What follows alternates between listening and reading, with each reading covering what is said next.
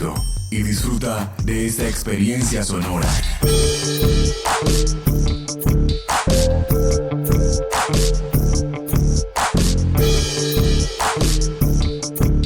Este es un podcast UN Radio.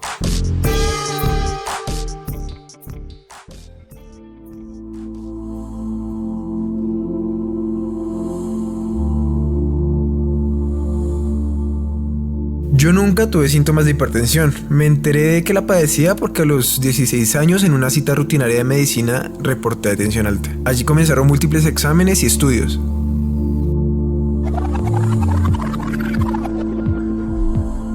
Hoy tengo 19 años y todo parece indicar que mi condición de hipertenso es una herencia genética por parte de mi abuelo materno. Sin embargo, solo uno de mis tíos ha reportado síntomas de hipertensión. La hipertensión arterial es el principal factor de riesgo de muerte y enfermedad en todo el mundo. En particular, es causa de infartos de miocardio, accidentes cerebrovasculares, insuficiencia renal, ceguera e insuficiencia cardíaca.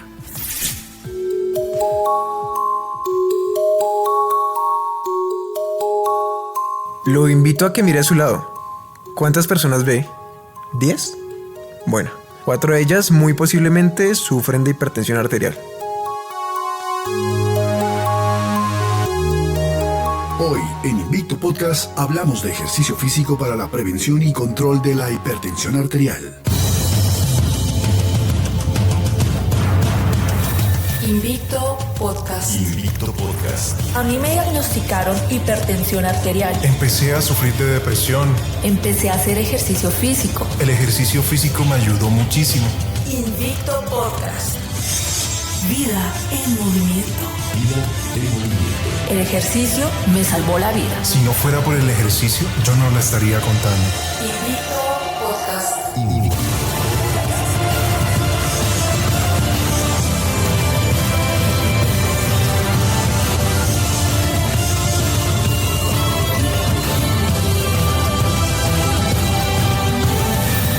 Invicto Podcast.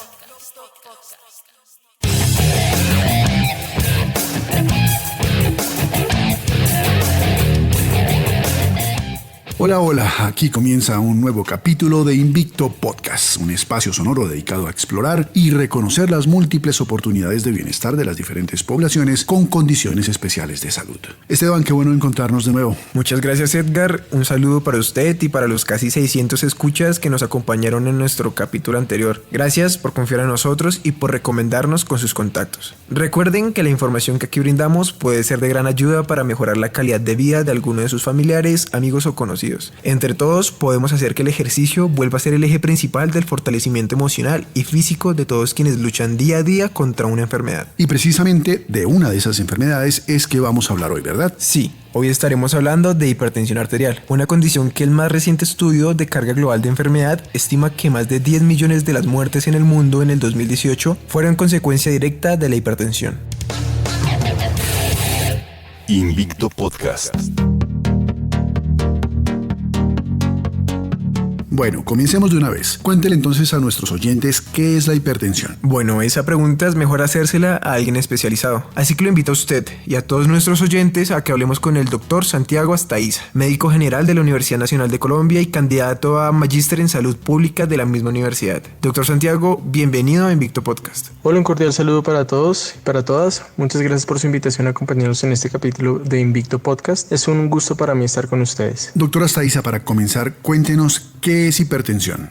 La hipertensión se define como la elevación sostenida por un periodo de tiempo largo de la tensión arterial. Para la sistólica, que es la más alta, esto equivale a 140 milímetros de mercurio o más. Y para la diastólica, que es la baja, equivale a 90 milímetros de mercurio. Esto significa que hay un desbalance entre el flujo de sangre que van en los vasos sanguíneos y las arterias más pequeñas. Estas arterias más pequeñas son las que se ven alteradas y va a alterar los órganos que ya veremos un poco más adelante. ¿Cuáles son las causas de la hipertensión? La causa de la hipertensión arterial es un desbalance en los mecanismos de control de la presión arterial. La presión arterial tiene varios controles a nivel de varios órganos en el cuerpo, principalmente el riñón, la misma circulación, el cerebro y hay otros órganos que juegan un papel importante. La causa es cuando estos mecanismos de regulación no logran controlar las subidas de tensión arterial. Hay varios factores de riesgo de los cuales hablaremos más adelante, que son los que se pueden generar esas alteraciones en los mecanismos de regulación. ¿Puede hablarnos ahora, doctor, sobre si tiene algún origen genético esta enfermedad? Uno de los principales factores de riesgos es la herencia. Se ha visto que los hijos de las personas hipertensas tienen más riesgo de sufrir hipertensión que las personas que no tienen padres que sufren de hipertensión arterial. ¿Qué efectos en la salud a largo plazo puede ocasionar la hipertensión? La subida de la tensión arterial no controlada puede generar varios efectos a largo plazo en la salud que pueden ser bastante negativos. De entre ellos está la insuficiencia renal terminal, es decir, personas que terminan en diálisis por toda la vida o en terapia de reemplazo renal. También puede generar insuficiencia cardíaca o infarto en el corazón. Arritmias cardíacas tales como una taquicardia ventricular, fibrilación ventricular, también eventos cerebrovasculares y finalmente la muerte. Doctora Saiza, ¿cuál es la esperanza de vida de un hipertenso? La esperanza de vida de una persona que tiene hipertensión arterial va a variar de acuerdo a varias cosas. En primer lugar, y más importante, es qué tan avanzada está la enfermedad. Si la persona deja de avanzar la enfermedad sin un tratamiento adecuado, es posible que ya tenga complicaciones renales, cardíacas o cerebrales. Si este es el caso, va a tener una menor esperanza de vida. Sin embargo, si el diagnóstico es temprano y el tratamiento es instaurado de manera temprana, puede tener una vida completamente normal y una esperanza de vida que no se vea afectada por la hipertensión arterial. ¿Existe alguna prevalencia demográfica en cuanto a la hipertensión? La prevalencia se cree que más o menos el 30% de las personas pueden sufrir de hipertensión arterial. En Colombia este nivel en hombres es del 29% y la población general de 24%. Pero existe la tendencia de un aumento en la prevalencia de la hipertensión en Colombia. En cuanto a un perfil de prevalencia se ve que es mayor en personas mayores de 40 años, hombres de raza negra y que cumplen con los criterios de factores de riesgo, de los cuales ya hablaremos más adelante. Esta condición presenta algunos síntomas. Los síntomas de la hipertensión arterial pueden ser muy leves, incluso asintomáticos, hasta muy avanzados de acuerdo a qué tan avanzada esté la enfermedad. En los casos leves puede sentirse en ocasiones dolor de cabeza, rubor facial, palpitaciones, cansancio. En los estados más avanzados se puede sentir dolor en el pecho, dolores de cabeza intensos. Puede haber hallazgos ya en los exámenes clínicos, en los exámenes de laboratorio, tales como proteína en la orina. Puede haber alteraciones en el electrocardiograma que sugieran que una de las partes del corazón está aumentada de tamaño. Y también en los ojos puede haber alteraciones en los vasos sanguíneos de los ojos. ¿Cuáles son los factores de riesgo? Los principales factores que ayudan a la desregulación de los mecanismos de control de la presión arterial son el sobrepeso, el tabaquismo, el sedentarismo, el consumo de alcohol y una baja ingesta de frutas y vegetales en la dieta. Las cifras de tensión arterial aumentan con la edad. El riesgo está por encima de los 40 años y a medida que van pasando los años aumenta aún más el riesgo. En cuanto al género, se ve que aumenta más, es más riesgoso en los hombres que en las mujeres. Doctora Saiza, ¿cuáles son esos cambios más importantes que debe realizar una persona a la que se le diagnostique hipertensión? Los cambios en el estilo de vida son muy importantes. Se considera que los cambios en el estilo de vida, si se hacen de manera correcta, equivalen a un medicamento. Estos son suprimir el tabaquismo, reducir el peso, moderar el consumo de alcohol, aumentar la actividad física, reducir la ingesta de sal y aumentar el consumo de frutas y vegetales. También el consumo de grasas ayuda muchísimo. Bueno, pues le agradecemos al doctor Santiago Astaiza de la Universidad Nacional sus respuestas. Muchas gracias por su atención, que estén muy bien. ¿Qué le parece, Esteban, si la resumimos un poco? Debe quedarnos claro entonces que la única manera de detectar la hipertensión es su medición. Muchas personas tienen la presión arterial elevada durante años y sin saberlo. Existen dos medidas: la presión arterial sistólica o máxima y la presión arterial diastólica o mínima. Se considera entonces presión arterial alta o hipertensión cuando dicha medición máxima es mayor o igual a 140 y la mínima es de 90. Es correcto. La hipertensión en la mayoría de los casos no puede curarse, pero sí puede controlarse y para lograrlo se debe seguir un tratamiento regular de por vida para bajar la presión y mantenerla estable. La medicación es solo una parte de ese tratamiento y de medicación la adelanto hablaremos más tarde porque pues vamos por partes. Invicto Podcast. Vida en movimiento. El médico, si es necesario, también puede recomendar una alimentación saludable para perder peso, no abusar del consumo de sal, de alcohol y la importancia de realizar actividad física con regularidad. Hablemos ahora de eso, Esteban. ¿Es posible realizar ejercicio físico siendo hipertenso? La mayoría de las personas, cuando se enteran de que tienen problemas de salud, lo primero que hacen es descartar el ejercicio o bajarle a la frecuencia y a la intensidad. Es muy importante dejarle en claro a nuestros escuchas que el estilo de vida juega un papel muy importante en la prevención de la hipertensión arterial, como también en su control y en la prevención de complicaciones una vez se haya diagnosticado la hipertensión. Dentro de los hábitos de estilo de vida que contribuyen para controlar los valores de presión arterial está el nivel de actividad física diario de las personas. La inactividad física es un factor de riesgo importante para el desarrollo de la hipertensión y de enfermedades cardiovasculares y metabólicas asociadas a ella. La actividad física regular es una herramienta fundamental en la prevención primaria de la hipertensión arterial, así como en el tratamiento y control de los pacientes hipertensos, disminuyendo la mortalidad hasta en un 30%.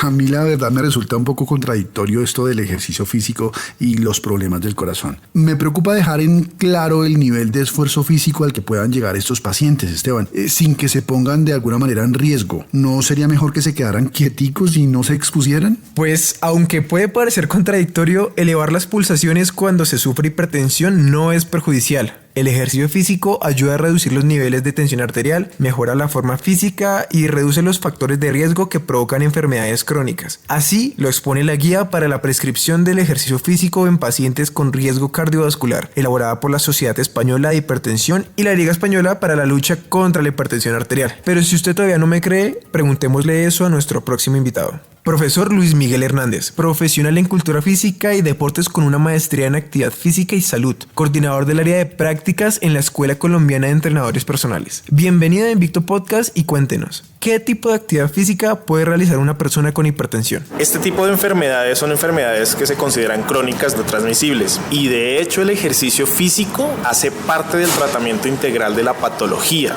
Básicamente estas personas no deberían limitarse a realizar ejercicio físico. Lo que sí deben hacer es precisamente asesorarse por un profesional y hacerlo de manera adecuada. Ahora, respondiendo a la pregunta tácitamente es que deben hacer actividades que estén dentro de sus condiciones y que deben ser actividades que estén planificadas por un experto o por un profesional en deporte, pero siempre siguiendo la directriz de los exámenes médicos y del visto bueno del doctor.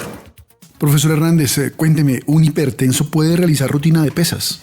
Sí, de hecho, el entrenamiento de pesas para un hipertenso es adecuado en cuanto a que le va a ayudar a fortalecer otras capacidades físicas. Ahora, lo que tenemos que tener en cuenta en este caso es que el hipertenso no debe llegar a trabajar en rangos muy altos del desarrollo de esta capacidad. Debe trabajar en rangos inferiores al 50% de su RM o su repetición máxima, como se conoce en el medio. ¿Por qué aclaro este porcentaje? Porque si se supera, es posible que ocurra una pequeña oclusión del sistema venoso de la persona y eso tiende a que la presión arterial incremente un poco. ¿Qué deportes puede practicar un hipertenso? Un hipertenso puede practicar en teoría cualquier deporte. Lo que sí tiene que tener en cuenta es cuál es la condición de su patología, si esta patología está estable con medicamentos o no y si el deporte le acarrea algún riesgo para su salud. ¿A qué voy? Normalmente el paciente hipertenso es un paciente que tiene una condición muy específica y es que es adulto mayor, entonces deportes de impacto puede que no le ayuden mucho a otros sistemas como por ejemplo el sistema articular. Profesor Hernández, ¿cuánto tiempo de actividad física diaria y a la semana puede realizar un hipertenso? Esa pregunta es muy buena por varias razones. El hipertenso y las personas con enfermedades crónicas no transmisibles, como la diabetes, que es otra, deben realizar ejercicio físico mínimo 5 días a la semana. Ahora, ese ejercicio físico no debe ser muy intenso, debe ser moderado y debe ser adecuado y cómodo. Las recomendaciones iniciales varían mucho, eso depende del estado general de la persona. Entonces, pueden iniciar con periodos muy pequeños de ejercicio de entre 15, 20 o 30 minutos, lo cual parece poco, pero para una persona que está iniciando es bastante. Y lo ideal siempre es prolongar ese tiempo hasta llegar a unos 45 minutos, 1 hora diaria. Profe Luis, cuéntenos, ¿qué tipo de rutina puede ser recomendada? Este tipo de pacientes se ven beneficiados de dos cosas. La hipertensión es una enfermedad que ataca directamente el sistema cardiovascular. Por ende, el mejoramiento de este sistema es como la base de la planificación del entrenamiento. Entonces, el primer pilar para un hipertenso es el trabajo cardiovascular. ¿Qué va a llevar el trabajo cardiovascular a esta persona? A que genere algo que se llama angiogénesis, que básicamente es la creación de nuevos vasos sanguíneos, lo que mitiga en gran medida la patología de base que se tiene. En algunos casos, por ejemplo, si la patología no ha causado un daño importante en el organismo, incluso se puede comenzar a disminuir la toma de medicamentos para controlarla. Entonces, el primer parámetro es ese. El segundo parámetro serían ejercicios de fuerza y ojalá que sean multiarticulares, evitando dos cosas básicamente: trabajos de fuerza muy altos, contracciones isométricas y una maniobra que nosotros llamamos maniobra de Valsalva, que básicamente consiste en realizar un pujo. ¿Por qué? Porque este tipo de maniobras incrementan aún más la presión arterial. No se puede olvidar el trabajo del core y del balance corporal como tal, y obviamente la flexibilidad, que también es un punto muy importante. Bien, vamos a ahondar un poco más en el tema de las contracciones isométricas. ¿Qué sucede? La contracción isométrica tiene una cualidad y es la siguiente: si se realiza de una manera adecuada, digamos que tiene beneficios para la gran mayoría de personas. Sin embargo, dentro de ese músculo que está realizando la contracción isométrica, se está produciendo un incremento de la presión intramuscular que va, digamos que, a influir directamente en la presión de todo el organismo. Si se realiza, por ejemplo, una sentadilla isométrica, puede que esta propia sentadilla isométrica eleve la presión arterial que ya está elevada en este tipo de pacientes, lo que puede causar daño en otro tipo de órganos que son, por ejemplo, más sensibles a la patología, como la retina, como los genitales, como el cerebro, como el corazón. Entonces, básicamente esa es la recomendación de por qué no se deben hacer o por qué se debe tener cuidado con las contracciones isométricas. Profesor, ¿un hipertenso puede usar suplementación? En cuanto a si un hipertenso puede usar suplementación, digamos que el Colegio Americano de Medicina del Deporte, que es como la entidad que rige todo y que da los protocolos de entrenamiento, dice que no, es tajante. Y es tajante por una razón. La patología de base se llama hipertensión. Y teóricamente la hipertensión por sí sola no es tan grave, pero esa patología sí desencadena una serie de otras enfermedades que son muy complicadas: retinopatía, y hay una muy importante que es la nefronopatía. ¿Qué es eso? Básicamente el daño de la célula de los riñones. Si esa persona que tiene hipertensión y no lo sabe, tiene algún problema en el riñón y consume un suplemento como por ejemplo una proteína, puede llegar a generar aún más daño en este órgano. Entonces, digamos que la recomendación en cuanto a suplementos es un tajante no, pero es precisamente por las comorbilidades que se pueden desarrollar. Si la persona definitivamente quiere acceder o consumir algún suplemento, debe primero hacerse revisar por el médico con exámenes complementarios y verificar que de pronto no hay daños en otros órganos para usarlos. Lo que sí definitivamente estaría contraindicado completamente serían estimulantes, porque algunos estimulantes tienden a aumentar frecuencia cardíaca, tienden a generar vasoconstricción en un cuerpo que ya tiene de alguna manera restringida su capacidad cardiovascular. Entonces, suplementos no. ¿Qué limitaciones pueden tener estos pacientes? Primero, el paciente tiene que estar controlado, la patología tiene que estar diagnosticada y él tiene que estar medicado, esa es una. La segunda, y siguiendo por esa misma línea, cada vez que estas personas realicen actividad física o ejercicio físico, tienen que tomar la medida de la tensión arterial o de la presión sanguínea. ¿Listo? ¿Por qué? Si se encuentran en un estado de hipertensión, aunque esté medicado, o prehipertensión, se tiene que suspender ese día la actividad como tal. Estas personas no deberían hacer maniobras de Valsalva, como ya lo dije. No deberían consumir bebidas isotónicas, precisamente porque cambian la osmolaridad de la sangre y pueden elevar la presión aún más. No deberían hacer ejercicios de fuerza máxima. No deberían hacer ejercicios de contracciones isométricas. También se ha visto que en algunos casos está contraindicado realizar ejercicios por encima de la altura de la clavícula, porque tiende a cambiar un poco el comportamiento del sistema cardiovascular. Cambiar de posiciones de decúbito supino o decúbito prono a de pie muy rápido también tiende a ser perjudicial para este tipo de poblaciones.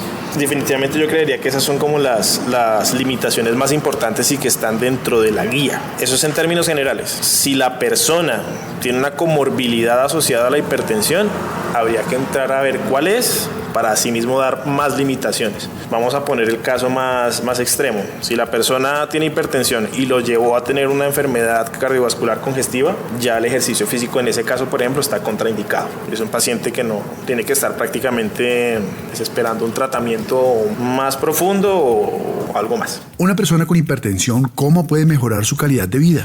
Una persona con hipertensión tiene que seguir unas reglas básicas y de verdad, y no es por exagerar, mejora muchísimo y en demasía su calidad de vida. La primera definitivamente la regulación del consumo de sal, porque esto cambia la osmolaridad de la sangre y tiende a elevar la presión, y realizar ejercicio físico y controlar su peso. Si controla su peso, se ha visto que esta presión tiende a caer y a normalizarse un poco, en el caso de que la persona además de ser hipertensa tenga sobrepeso u obesidad, y realizar ejercicio físico, como lo dije al inicio, hace parte del tratamiento de todas estas patologías. O sea, si uno se da cuenta, son patologías que pueden afectar el metabolismo o un sistema que se involucra dentro de la práctica del ejercicio físico. Y el hecho de mejorar la capacidad física directamente se va a ver reflejado en el mejoramiento del nivel de salud. Hay un concepto muy bonito que es el concepto de aptitud física, que hace referencia básicamente al nivel de desenvolvimiento de un sistema u otro.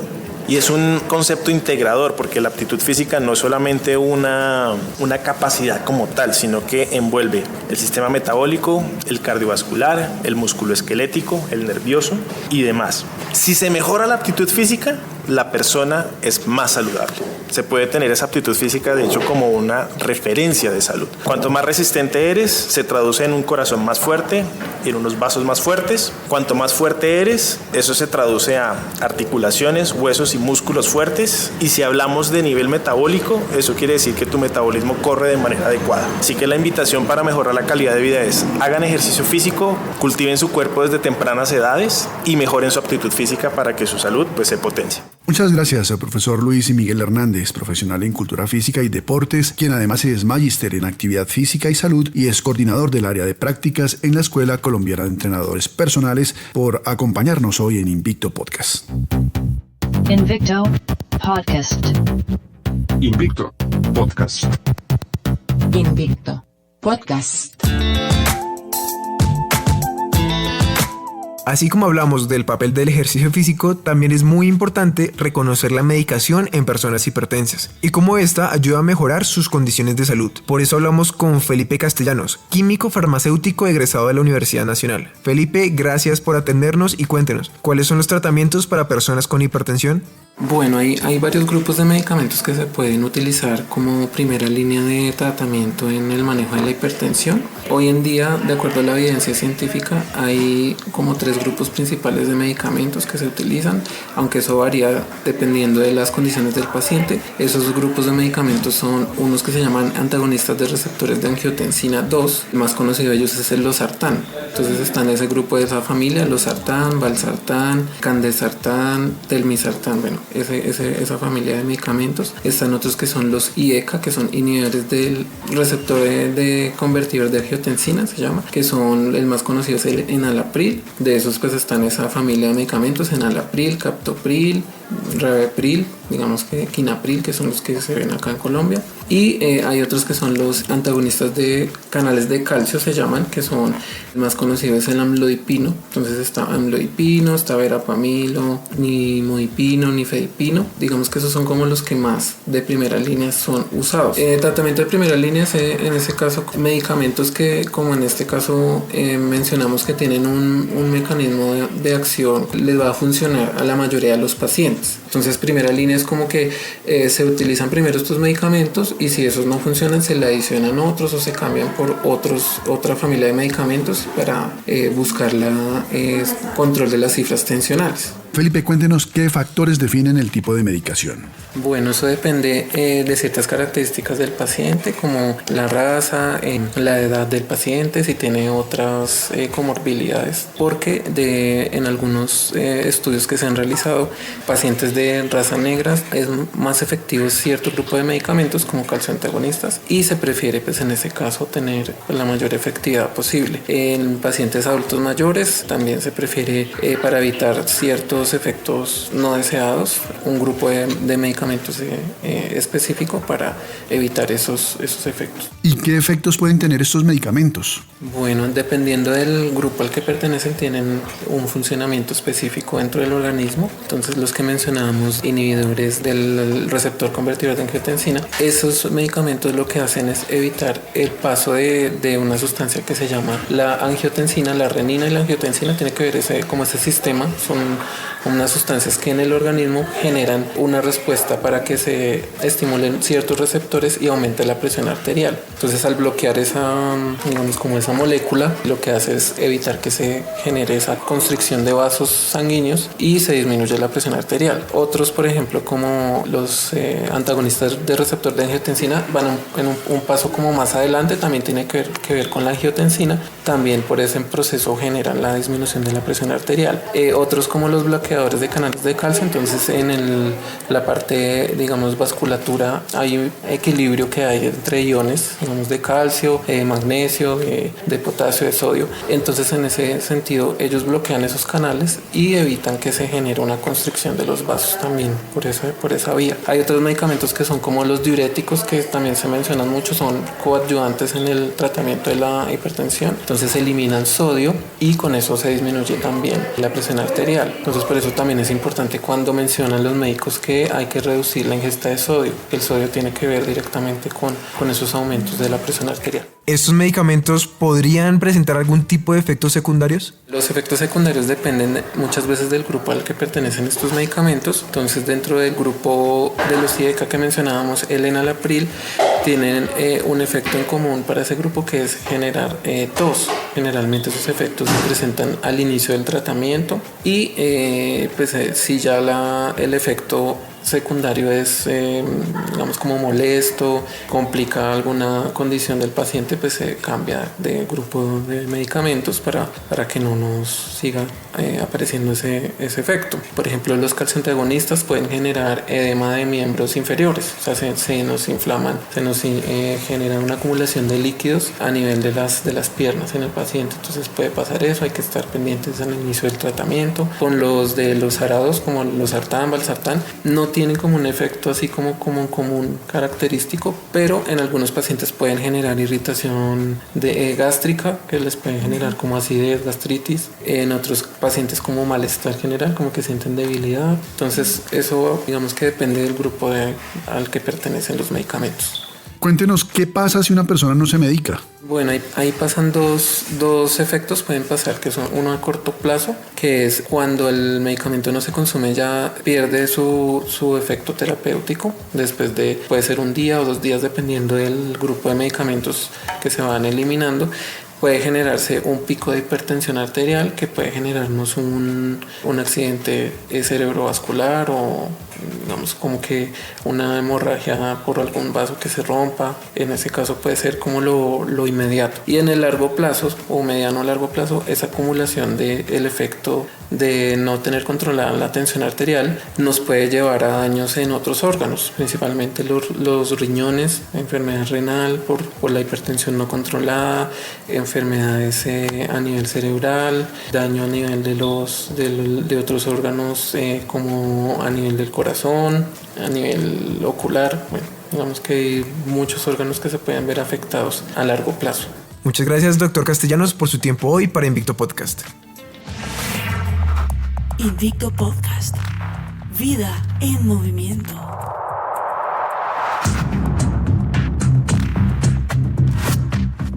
Bueno, ya vamos finalizando el tema de hoy. ¿Qué consejos podríamos darle a esas personas que padecen esta enfermedad? Bueno, primero que todo, es muy importante reducir el porcentaje de grasa corporal si tiene sobrepeso. Es vital reducir el consumo de sal a 4 o máximo 6 gramos al día. Es necesario reducir la ingesta de alcohol. Se deben realizar al menos 150 minutos de cardio aeróbico a la semana y lo puedes dividir por sesiones de 20 o 25 minutos al día. Más que posible, es necesaria la prescripción de un plan de entrenamiento controlado y dirigido por un profesional. Esto traerá múltiples beneficios a la calidad de vida de los pacientes hipertensos. Es importante disminuir el consumo de bebidas negras y cafeína, y si es posible que no lo haga, pues mucho mejor, erradique ese tipo de cosas. Recuerde consumir alimentos ricos en potasio como legumbres, frutas y verduras. Es imprescindible abandonar el hábito de fumar. Es importante comenzar la actividad física de forma gradual y aumentar progresivamente la frecuencia, duración e intensidad de acuerdo con los objetivos, el nivel de actividad física inicial y el estado de condicionamiento físico. Recuerde monitorear su tensión cada vez que le sea posible, al inicio y al final de cada sesión. Finalizamos por hoy Invicto Podcast. Recuerden que nos encuentran en Spotify, iVoox, Google Podcast, Radio Public, Pocket Cast, Breaker y desde luego en Podcast UN, la plataforma podcast de la UN Radio. Recuerden también que Invicto Podcast los acompaña en esta dura e interminable batalla. En estos tiempos de contingencia sanitaria es necesario estar unidos, cuidar de nosotros y de los nuestros. Sabemos que somos una población de riesgo que debe tener cuidados especiales y por ende nuestros hábitos deben ajustarse a nuestras necesidades. Es por eso que podrás encontrar un entrenamiento básico para hipertensos en la página web www.invictopodcast.com. Repito, invictopodcast.com, con el que te será más fácil introducirte al mundo del ejercicio físico. Los esperamos en la próxima edición de Invicto Podcast.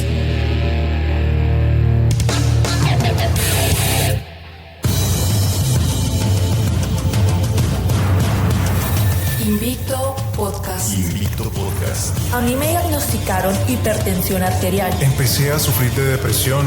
Empecé a hacer ejercicio físico. El ejercicio físico me ayudó muchísimo. Invicto Podcast. Vida en movimiento. El ejercicio me salvó la vida. Si no fuera por el ejercicio, yo no la estaría contando. Invicto Podcast.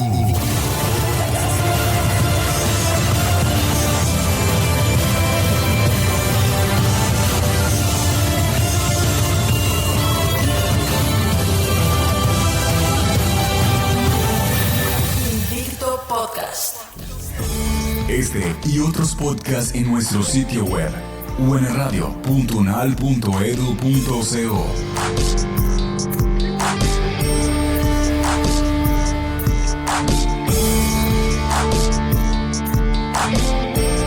Universidad Nacional de Colombia, Proyecto Cultural y Colectivo de Nación.